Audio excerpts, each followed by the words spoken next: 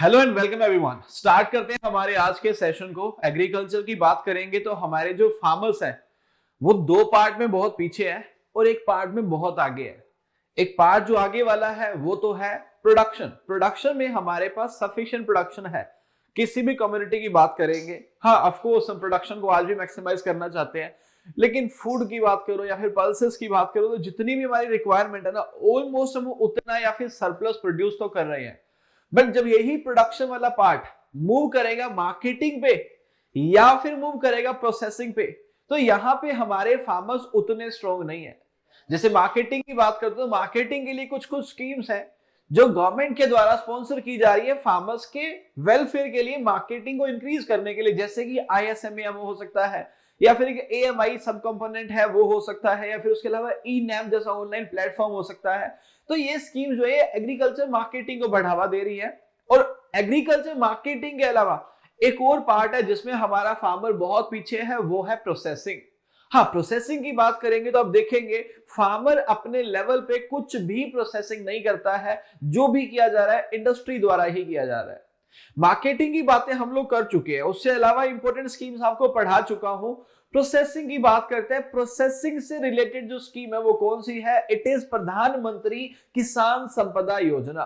पहले जो ये स्कीम थी इसे संपदा नाम दिया गया था, बाद में इसका नेम चेंज किया गया, प्रधानमंत्री किसान संपदा कर दिया गया।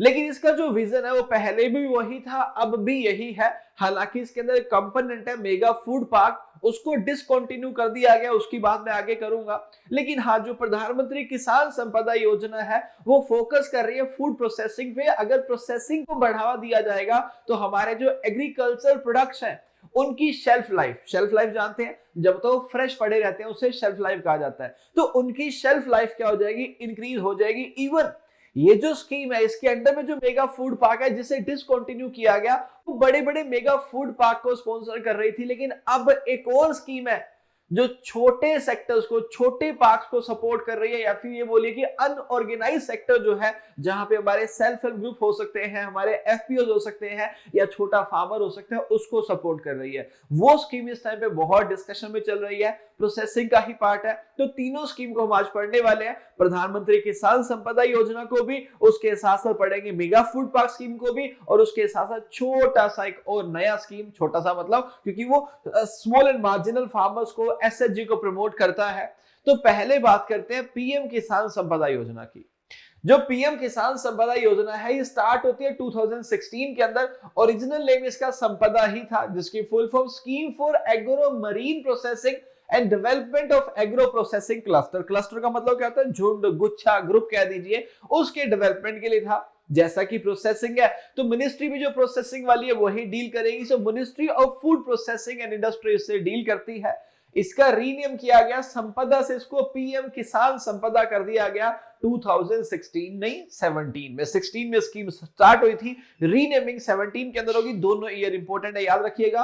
ऑब्जेक्टिव क्या है? प्रोसेसिंग के लिए है to supplement agriculture, modernise processing and decrease agri waste, है ना। क्या कर देना? एग्रीकल्चर को सप्लीमेंट करना, प्रोसेसिंग के अंदर एडवांसमेंट को लेके आना, और जो एग्रीकल्चर वेस्ट है उसको कम करना। वेस्ट कम होगा तभी तो बात बनेगी यार। आज हम पोस्ट हार्वेस्ट लॉसेस कितने सारे कर रहे हैं, 6 to 8% हमारे ग्रेन खराब हो जाते हैं, 10 to 12% हमारा मीट खराब हो जाता है, एंड मोर देन 15% हमारी वेजिटेबल और फ्रूट्स खराब हो जाते हैं। जब बात करते हैं पपाया की, मैक्सिमम पोस्ट हार्वेस्ट लॉसेस है पपाया के अंदर। कॉलीफ्लावर की बात करोगे तो कॉलीफ्लावर के अंदर वेजिटेबल वाली कैटेगरी में सबसे ज्यादा लॉसेस है। लेकिन मिल्क की बात करूंगा तो मिल्क में सबसे कम पोस्ट हार्वेस्ट लॉसेस है। एंड आपको पता है मिल्क में पोस्ट हार्वेस्ट लॉसेस कम होने का रीजन क्या है? मिल्क भी तो बड़ी जल्दी खराब होता है भैया।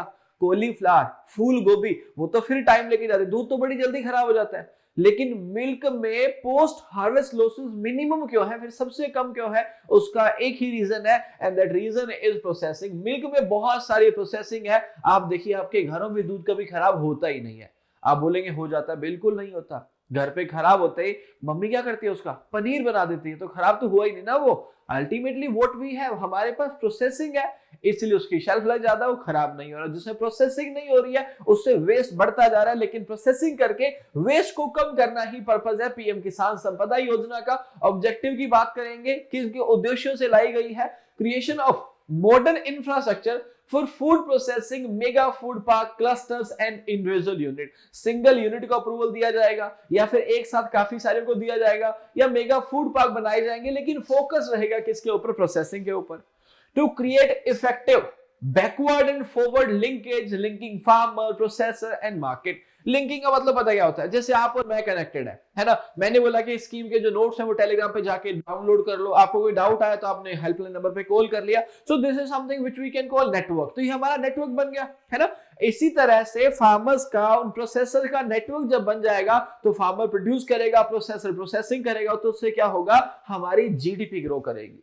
Third is to create robust, robust मतलब तगड़ा कुछ, है ना। To create robust supply chain infrastructure for perishables, है ना। पेरिशेबल्स का मतलब क्या हो गया? जो जल्दी खराब हो जाता है, जैसे ग्रेप्स है, अब अंगूर है, बहुत जल्दी खराब हो जाएगा, लेकिन अगर मैंने उसके लिए क्या कर दिया? सप्लाई चेन इंफ्रास्ट्रक्चर लेके आ गया, तो उससे प्रोसेसिंग होके उसकी लाइफ क्या हो जाएगी? बढ़ जाएगी। तो इन तीन मेजर ऑब्जेक्टिव से हमने लॉन्च किया पीएम किसान संपदा, या फिर 2016 के अंदर जो नाम था वो तो संपदा ही था।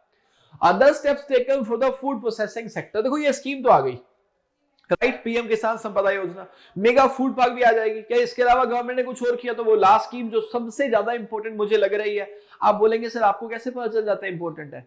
भाई देखो, बात उन्हीं की होती है जिनमें कोई बात होती है। तो उस स्कीम की बहुत बात चल रही है, and even mega food park को डिसकंटिन्यू कर दिया गया।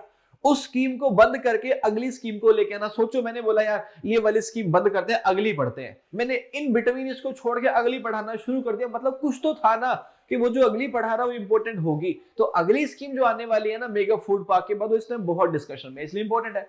उसके अलावा गवर्नमेंट ने क्या करा? प्रोसेसिंग सेक्टर को बढ़ावा देने के लिए 100% एफडीआई लागू कर दी। मतलब बाहर से जितना पैसा चाहे वो आ सकता है फूड प्रोसेसिंग सेक्टर के अंदर। उससे क्या होगा? बाहर से लोग आएंगे, इन्वेस्टमेंट करेंगे, टेक्नोलॉजी आएगी, तो हमारा भी इंफ्रास्ट्रक्चर डेवलप होगा और उससे टेक्नोलॉजी भी हमारे पास आएगी। उसके साथ साथ क्या किया गया?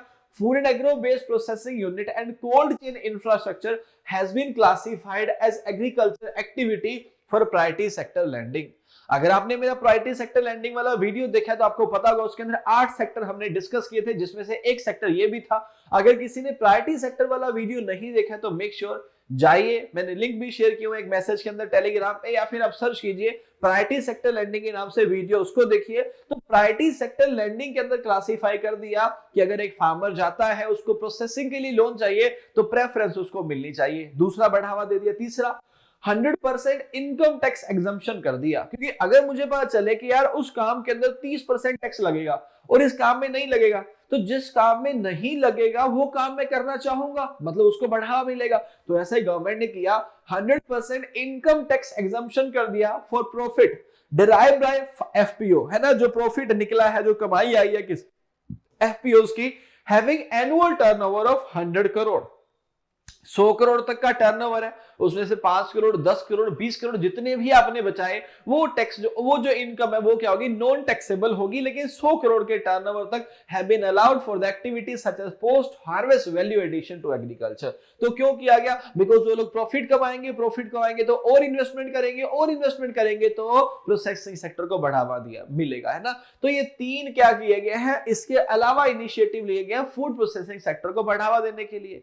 जो पीएम किसान संपदा योजना है वो एक फ्लैगशिप स्कीम है, एक बड़ी स्कीम है, जिसके अंडर में 7 कंपोनेंट आते हैं। आपको 7 कंपोनेंट की डिटेल तो नहीं पढ़नी पड़ेगी, लेकिन हाँ आपको 7 कंपोनेंट के बारे में नाम याद करने पड़ेंगे, कौन कौन से कंपोनेंट है। सबसे बड़ा कंपोनेंट जिसे डिसकंटिन्यू किया गया 1 अप्रैल 2021 से, वो मेगा फूड पार्क है। उसके अलावा integrated cold chain and value addition infrastructure है, creation expansion of food processing and preservation capacity, infrastructure for agro processing cluster, creation of backward and forward linkage, food safety and quality assurance infrastructure, and last human resource और institution का development करना, because लोग आएंगे, institute आएंगे, तभी तो इस sector को बढ़ावा मिल पाएगा। तो ये 7 क्या है? इस स्कीम के कंपोनेंट है। नोट्स आपको टेलीग्राम पे शेयर किए जाएंगे, मेक श्योर के 7 कंपोनेंट को याद कीजिएगा, उसमें से एक मेजर कंपोनेंट पढ़ते हैं।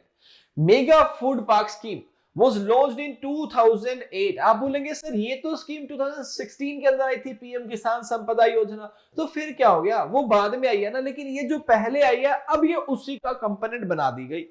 So Mega Food Park scheme was launched in 2008, but it is discontinued from 1st April 2021. आपको ध्यान रखना पड़ेगा, इसे अब डिसकंटिन्यू कर दिया जा चुका है. It is a component of scheme of central sector umbrella scheme, प्रधानमंत्री किसान संपदा योजना. The primary objective of the scheme is to provide modern infrastructure facility for the food processing along the value chain from farm to market. ये तो हमने शुरू में discuss कर लिया है ना. फोकस क्या है? प्रोसेसिंग को बढ़ावा देना. इसमें गवर्नमेंट आपको क्या देगी? असिस्टेंस भी देगी. गवर्नमेंट प्रोवाइड फाइनेंशियल असिस्टेंस, मतलब आपको आर्थिक सहायता मिलेगी. कहां तक? Up to 50 crore to set up modern infrastructure facility for processing cold mega food park. General state के अंदर 50% का असिस्टेंस मिलेगा, और अगर हिली एरिया है तो वहां पे कितना? 75%. इसका मतलब समझते हो ना, जैसे मुझे 10 रुपए तो नहीं 100 रुपए बोलता हूं, मुझे 100 रुपए लगाने हैं. 100 रुपए में गवर्नमेंट कह रही है कि भैया हम तेरे को जनरल स्टेट से 50% की, लेकिन हिली स्टेट से 75% की सहायता देंगे. तो 75% हिली स्टेट मतलब उनको 75 रुपए की सहायता मिलेगी, लेकिन मैं जनरल स्टेट से तो मुझे कितने की मिलेगी? 50%, यानी 50 रुपीज की मिलेगी. It is a scheme of ministry of food processing industry, because आपकी पीएम किसान संपदा है वो भी तो इसी के अंडर है, ये उसी स्कीम का कंपोनेंट है, तो ये भी उसी के अंडर में आ जाएगा. समझ गए सब्सिडी के बारे में. असिस्टेंस का अमाउंट भी ध्यान रखना, अमाउंट तो 50 करोड़ है, लेकिन जो असिस्टेंस है वो जनरल स्टेट में 50% है और डिफिकल्ट और हिली एरिया में 75% है. आप बोलेंगे सर ये स्टेट कौन से है? अगर आप राजस्थान, पंजाब, हरियाणा, एमपी, यूपी, महाराष्ट्र से बिलोंग करते हैं ना, आप जनरल स्टेट से हैं. अगर आप बिलोंग करते हैं जम्मू कश्मीर जो यूटी में कन्वर्ट हो गया, बिलोंग करते हैं हिमाचल से, उत्तराखंड से या फिर नॉर्थ ईस्टर्न स्टेट से, तो आप हिली और डिफिकल्ट स्टेट से आ जाते हैं, तो वहां पे आपको जो मिलेगी असिस्टेंस वो कितनी मिलेगी? 75% की. Ministry has accorded final approval. 41 और 42 दोनों ही लिखे जाते हैं, लेकिन ऑफिशियल वेबसाइट 41 ही लिखती है. So ministry has accorded final approval 41 mega food park. इन 41 में से 22 जो है वो तो क्या है, इस टाइम पे चल चुके हैं, ऑपरेशनल है, and 19 project are under various stage of implement. और बाकी जो बचे प्रोजेक्ट है वो अलग अलग स्टेज पे चल रहे हैं. उसके बाद नाबार्ड ने पूछा था कि भाई महाराष्ट्र का पहला मेगा फूड पार्क कहां बनाया गया है, और उसका आंसर 17 था. तो मैंने यहाँ पे ना हर स्टेट के आपको क्या लिख के दे दिए हैं, फर्स्ट मेगा फूड पार्क, जिसे आप लोग याद करेंगे कौन कौन सा कहां पे फर्स्ट है, सारी लिस्ट मैंने डाली हुई है. वैसे तो पता है क्या होता है, पेपर में क्वेश्चन किस तरह से आता है. मान लो कि इस साल या पिछले 6 महीने में हिमाचल के अंदर पहला मेगा फूड पार्क बना, तो फिर उससे क्वेश्चन आता है, ना कि ये कि जो 3 साल पहले किसी और स्टेट का पहला बना था. लेकिन आपकी सेफ्टी के लिए मैंने ये तो डाल दिए, बट फिर भी एडवाइस करूंगा कि समझदार बंदा सिलेक्शन लेने के लिए ना न्यूज़पेपर पढ़ता रहेगा, और उसे पता होता है कि रिसेंटली कौन से स्टेट का फर्स्ट या फिर सेकंड हुआ है. क्वेश्चन करंट से आएगा, इससे रिलेटेड ऐसे नहीं पूछेगा, बट स्टिल आ जाए तो मैंने आपकी सेफ्टी के नोट्स दे दिए हैं. ऑपरेशनल मेगा फूड पार्क की बात करते हैं, आपको ये याद नहीं करना पड़ेगा, है ना. अपने नॉलेज के लिए नोट्स में से जरा सी नजर डाल लेना बस, ताकि थोड़ा सा हिंट रह जाए कौन कौन सा कहां पे है. तो ये 22 जो है इस टाइम पे ऑपरेशनल है. आगे चलते हैं नेक्स्ट स्कीम पे. अभी हमने 2 स्कीम पढ़ी, प्रधानमंत्री किसान संपदा योजना और उसका major component mega food park scheme, जो डिसकंटिन्यू हो गया है, दोबारा से चालू भी किया जा सकता है, लेकिन फिलहाल नहीं चल रहा है. उसके बाद जो चल रही है इस टाइम पे डिस्कशन में भी और आपके एग्जाम पॉइंट ऑफ व्यू से, वो है पीएमएफएमई. अगर आप पेपर पढ़ते हो तो आपको भी लगा हाँ सर कहीं तो इसका नाम सुना हुआ है. पता है, फुल फॉर्म पढ़ो फिर याद आ जाएगा. प्रधानमंत्री formalisation of micro food processing enterprise scheme. देखो इसके अंदर मेगा वर्ड नहीं है, मेगा तो मतलब बड़ा होता है, मेगा सिटी मतलब बड़ी सिटी जो है ना. यहाँ पे वर्ड है माइक्रो, छोटा. तो वहां पे तो बातें 50 करोड़ की चल रही थी, तो आप भी सोच रहे सर 50 करोड़ का असिस्टेंस ये किसको मिल रहा है? भाई ये बड़े बड़े एंटरप्राइज को मिलेगा, लेकिन अब की बार बड़े नहीं, अब की बार पीएमएफएमई में माइक्रो फूड प्रोसेसिंग एंटरप्राइज है. बढ़ावा अब भी उसी कंपोनेंट को मिलेगा, लेकिन अब बड़ी बड़ी कंपनीज के थ्रू नहीं, छोटे छोटे किसानों के थ्रू, ताकि उनकी भी क्या हो सके, डेवलपमेंट हो सके. सो ये स्कीम रिसेंटली लॉन्च की गई थी 29 जून 2020. आत्मनिर्भर भारत अभियान जो चलाया गया था कोरोना के टाइम पे, उसका ये पार्ट है. मिनिस्ट्री की बात करेंगे तो भाई फूड प्रोसेसिंग मिनिस्ट्री ही इससे डील करेगी. जो आपकी पीएमएफएमई स्कीम है, ये सारे के सारे स्टेट ड्यूटी में इस टाइम पे चल रही है. इंप्लीमेंटेशन पीरियड को याद रखिएगा, 5 साल का इंप्लीमेंटेशन पीरियड है, 2020-21 से लेकर 2024-25 तक का. ऑब्जेक्टिव की बात करेंगे, सेम ऑब्जेक्टिव के साथ आई है. It is launch to enhance the competitiveness of existing individual micro food industries in unorganised segment of the food processing industry, जो इस टाइम पे काम कर रहे हैं बट अच्छे से नहीं कर पा रहे, पैसे की दिक्कत है, टेक्नोलॉजी की दिक्कत, उनको क्या करने के लिए, सप्लीमेंट करने के लिए the scheme aims to set up upgrade 2 lakhs micro food processing units from 2021 to 24-25। आप समझेंगे कहां तो हमने बड़े बड़े अभी तक 41 42 मेगा फूड पार्क बनाए हैं 2008 से लेके 2022, लेकिन ये देखो ये 5 सालों में टारगेट कर रही है कि 2 लाख छोटे छोटे एंटरप्राइज बने, तो 42 बड़े बड़े से 2 लाख छोटे छोटे बहुत अच्छे हैं। हालांकि बड़े बड़े में टेक्नोलॉजी बड़ी होगी, लेकिन सिर्फ टेक्नोलॉजी मैटर नहीं करती है। आज आप एम्प्लॉयमेंट ढूंढ रहे हैं, लेकिन इस टेक्नोलॉजी के चक्कर में लोग बेरोजगार हो रहे हैं, बिकॉज कंप्यूटर आ गया, आर्टिफिशियल इंटेलिजेंस आ गया, तो जॉब्स खत्म होती जा रही हैं, हमारा काम कंप्यूटर कर रहे हैं। पता चलेगा वो भी दिन आएगा कि दीपक सर खड़े ही नहीं है, पीछे से कंप्यूटर चल रहा है, बच्चे कह रहे हैं हाँ हाँ कॉन्सेप्ट बहुत अच्छे से क्लियर हो गया, रिप्लेस कर दिया जाएगा। भैया टेक्नोलॉजी है ही इतनी एडवांस। तो सेम यहाँ पे चल रहा है, 42 मेगा फूड पार्क की बजाय 2 लाख अगर छोटे क्लस्टर बनेंगे तो उससे क्या होगा, काफी सारे लोगों को क्या हो जाएगा, काफी सारे लोगों को रोजगार उससे मिलेगा। आगे मूव करते हैं, स्कीम इंपॉर्टेंट है, ध्यान रखिएगा। एलोकेशन की बात करेंगे तो ये सेंट्रली स्पॉन्सर्ड स्कीम है भाई साहब, सेंट्रल सेक्टर स्कीम नहीं है। सेंट्रल सेक्टर होती तो सारा पैसा सेंटर ही दे जाता, लेकिन सेंटर तो इसे स्पॉन्सर कर रहा है, तो फंडिंग क्या होगी, स्टेट और सेंटर के बीच शेयर की जाएगी। तो जो आउटले दिया गया, जो पैसा है स्कीम का, जो खर्च करे गवर्नमेंट इस पे, तो अगले 5 सालों में 10,000 करोड़ खर्च करने वाली है। The expenditure under the scheme, जो एक्सपेंडिचर आएगा जनरल स्टेट वाले केस में सेंट्रल गवर्नमेंट कितना देगी, 60%, स्टेट देगा 40%। उसके बाद 90 और 10 का रेशियो किस में रह जाएगा, नॉर्थ ईस्टर्न में, हिमालयन स्टेट में, मतलब 90% सेंटर दे देगा, स्टेट 10% ही देगा। 60-40 ratio with the UT with the legislature and 100% by for other UT. जिस यूटी में तो भैया सीएम है और उनका खुद का रूल चलता है, तो वहां तो जनरल स्टेट वाली बात आ गई 60-40 वाली, और जहां पे सेंट्रल गवर्नमेंट ही कंट्रोल करती है सारा कुछ, तो वहां पे 100% फंडिंग कौन देगा, सेंटर ही उसे देगा। पीएमएफएमई स्कीम जो है ये अडॉप्ट करती है वन डिस्ट्रिक्ट वन प्रोडक्ट, जो अपने आप में एक अच्छा कंपोनेंट है। क्यों? क्योंकि अगर एक डिस्ट्रिक्ट के अंदर एक प्रोडक्ट पे फोकस किया गया, लेट्स से कि भाई हमारे यहाँ पे कैरेट्स होती है, जस्ट टेक एन एग्जांपल, अब कैरेट्स की प्रोसेसिंग करेगी, साथ वाला डिस्ट्रिक्ट भी कैरेट की प्रोसेसिंग करने लग गया, अब दिक्कत हो जाएगी यार, कॉम्पिटिटिवनेस इतना बढ़ जाएगा कि ना तो वो बिजनेस कर पाएगा ना ये कर पाएगा। तो बेटर है वन डिस्ट्रिक्ट वन प्रोडक्ट लेके चलोगे, भैया यहाँ कैरेट है ना, अब अगले में कुछ और ही होगा। So one district one product approach to reap the benefit of scale in terms of procurement of inputs, availing common services and marketing of product, ताकि सब कुछ आराम से बना रहे, ऐसा ना हो कि आपस में कॉम्पिटिटिव हो जाए और रगड़े जाए। राइट, पीएमएफएमई की बात करेंगे तो ये किस तरह से सपोर्ट करती है food processing enterprise through credit linked capital subsidy. Credit मतलब लोन वोन भी मिलेगा, सब्सिडी कितनी मिलेगी, 35% की of the eligible project with in maximum ceiling of 10 lakhs per unit. 35% तो मिलेगी। अब 35% का मतलब क्या है, मान लो मैंने 1 करोड़ लगा दिया, 1 करोड़ का मतलब 100 लाख हो गया, 100 लाख के हिसाब से 35% मतलब मुझे 35 लाख मिलने चाहिए, लेकिन नहीं मिलेंगे। क्यों नहीं मिलेंगे, जो सीलिंग अमाउंट है, मैक्सिमम अमाउंट ही सब्सिडी का वो कितना है, 10 लाख रुपए ही है। तो सर जितने मर्जी लगाओ 10 लाख मिल जाएंगे, बिल्कुल नहीं, 35%। पता चले कि आपने 10 लाख रुपए लगाए हैं और बोला मुझे 10 लाख दे दो, आपको 10 नहीं मिलेंगे, फिर आपको 35% मतलब कितने मिलेंगे, 3.5 लाख। तो 35% की सब्सिडी मिलेगी, लेकिन मैक्सिमम सब्सिडी मिलेगी 10 लाख की। एंड सीड कैपिटल का मतलब क्या होता है, कभी भी किसी कंपनी में पैसा लगाना हो, शेयर लेने हो, या फिर कहीं किसी रियल एस्टेट के अंदर कोई कॉलोनी कट रही हो, उसका आपने प्लॉट लेना हो, तो ये बहुत इंपॉर्टेंट है सीड मनी। देखा जाता है कि भैया कल को कोई दिक्कत आ गई, इसके प्लॉट वाले लोग भाग गए या पैसा ना आया, क्या इसके खुद के पास पैसा है कि नहीं, सीड मनी है कि नहीं, बिकॉज सीड मनी होगी तो कल को पैसा नहीं भी आएगा तो उसका प्रोजेक्ट चलता रहेगा।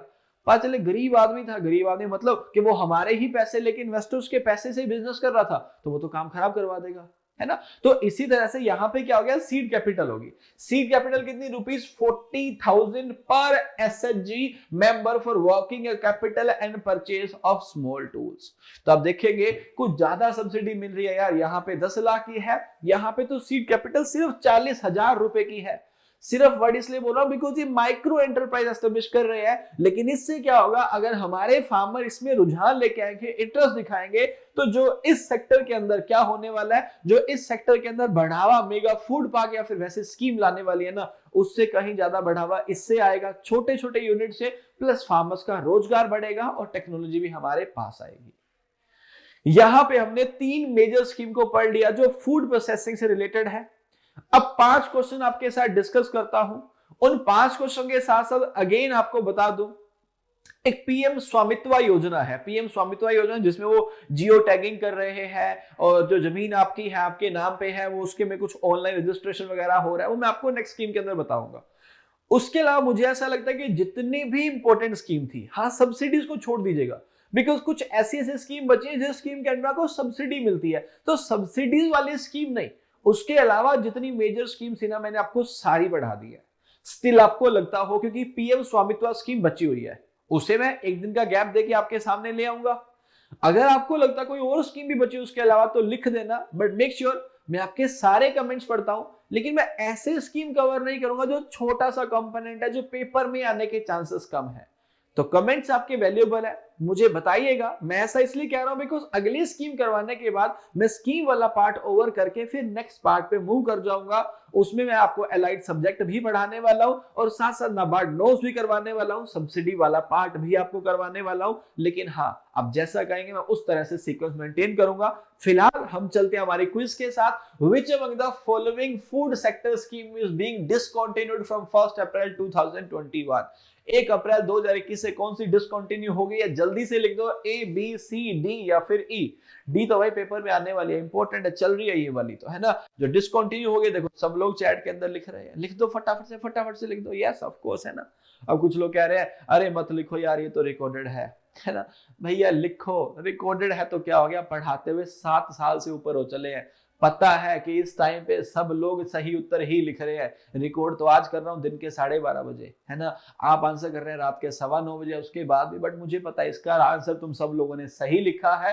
तो यहाँ पे जो राइट आंसर आएगा ये क्या आएगा, mega food park scheme.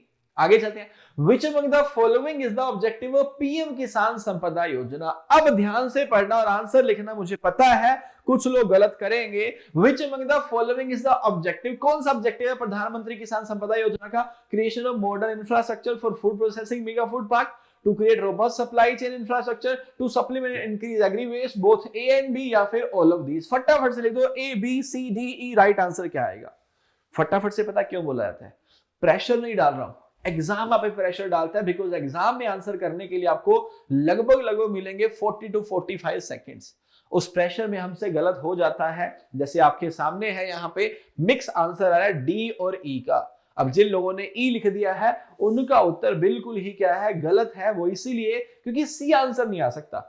To supplement and increase agri, अरे एग्री वेस्ट को तो डिक्रीज करना है भैया, इंक्रीज थोड़ी करना है। ओहो सर, गलती से ई लिख दिया। अब समझ आया कि ए और बी सही है, तो उस हिसाब से आंसर क्या आ जाएगा, बोथ ए एंड बी। आगे चलते हैं। What is the implementation period of PMFME scheme? अभी अभी आपको बताया था कि 2020-21 से लेकर कब तक चल रही है। बिल्कुल आप सही बता रहे हैं, 5 साल का इसका क्या था, इंप्लीमेंटेशन पीरियड था। तो बी यहाँ पे राइट आंसर आ गया। What is the ratio of expenditure share by center and state for legislature UTs under PMFME scheme? UTs के लिए, legislature UTs की बात कर रहा है, उसके लिए कितना सब्सिडी परसेंट है?